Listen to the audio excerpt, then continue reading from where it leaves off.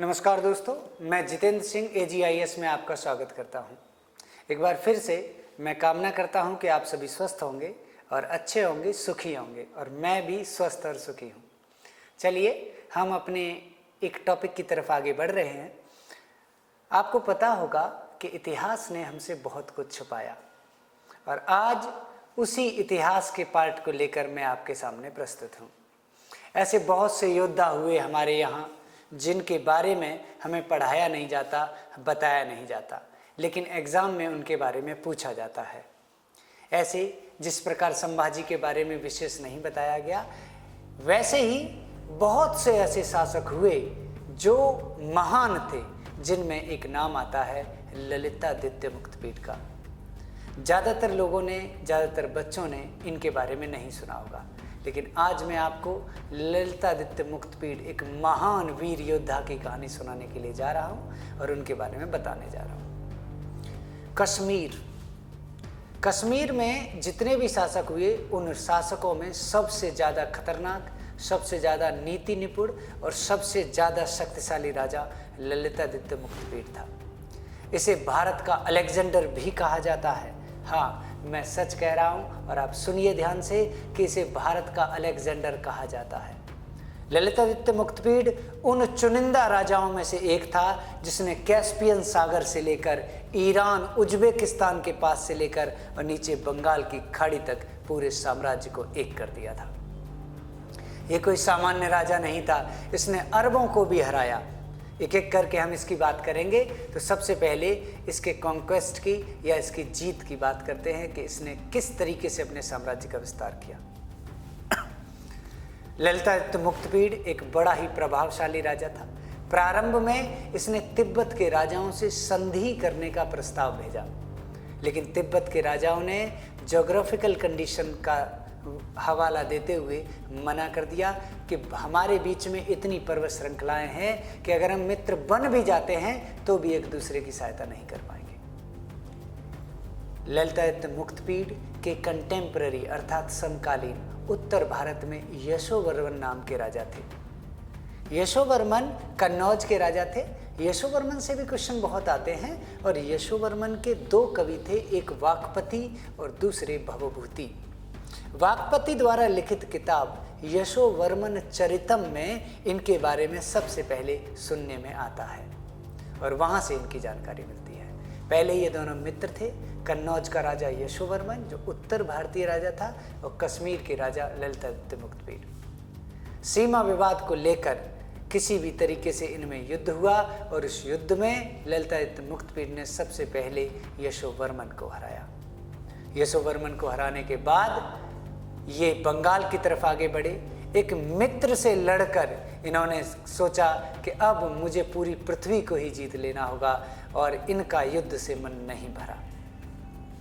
इन्होंने बंगाल जीता, आंध्र क्षेत्र, उड़ीसा क्षेत्र, तमिल क्षेत्र, चेर क्षेत्र जिसे केरल के नाम से आज जाना जाता है, स्वर्णद्वीप या स्वर्णगिरी, इसके अलावा ये आगे बढ़े और इन्होंने महाराष्ट्र का जो मान्यखेत का क्षेत्र था वो जीता। उसे जीतने के बाद ये सौराष्ट्र पहुँचे। सौराष्ट्र से आगे बढ़कर ये लौट कर पहुँच जाते हैं कश्मीर। तब तिब्बत का राजा इनके मित्रता का इनसे प्रपोजल भेजता है और ये तिब्बत के राजा से मित्रता कर लेते हैं। तो कहते हैं ऐसा भारत का राजा जिसने हिमालय पर्वत से नीचे और हिमालय पर्वत से नॉर्थ में हिमालय पर्वत और साउथ में सागर तक पूरे भारत को जीत कर एक कर दिया था। कुछ कहते हैं कि ये हिंदू सम्राट भगवा लेकर दौड़ा और इसने पूरे भारत की सेना को एक कर दिया, एक छत्र साम्राज्य स्थापित कर दिया। ये कहते हैं 10वें खलीफा ने सिंध के शासक को आदेश देकर इस पर आक्रमण करने का सुझाव दिया। खलीफा के आदेश पर सिंध का जो मुस्लिम अरब रूलर था उसने ललितादित्य मुक्तपीड पर एक बहुत बड़ी सेना लेकर आक्रमण किया। इस आक्रमण से ललितादित्य मुक्तपीड बहुत ही ज़्यादा नाराज हो गए और उन्होंने अरबों का पतन करने का निर्णय किया। ललितादित्य मुक्तपीड ने अरब रूलर्स को बड़ी संख्या में हराया। इन्होंने सिंध के राजा को तो हराया ही, उसके अलावा ये आगे बढ़ते चले गए। वर्तमान Pakistan, Afghanistan, Iran, Uzbekistan, Turkmenistan जैसे क्षेत्रों को इन्होंने जीत लिया और कैस्पियन सागर तक। कहने का मतलब एक बार चले तो अरबियों को भी, अरब आक्रमणकारियों को भी इन्होंने कैस्पियन सागर तक खदेड़ा।